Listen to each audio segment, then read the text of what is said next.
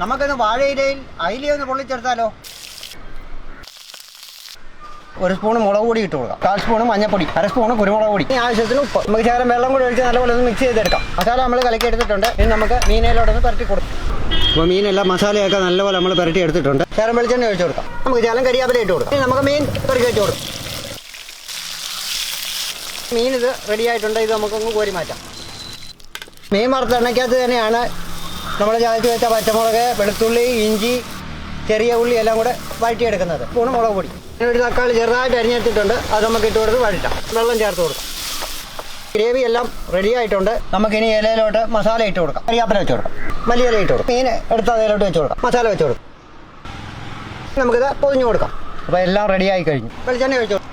എണ്ണയൊക്കെ ചൂടായിട്ടുണ്ട്. ഇനി നമുക്ക് 2 എണ്ണം വെച്ച് ഒന്ന് പൊള്ളിച്ചെടുക്കാം. നമ്മുടെ മീൻ പൊള്ളിച്ചത് റെഡി ആയിട്ടുണ്ട്.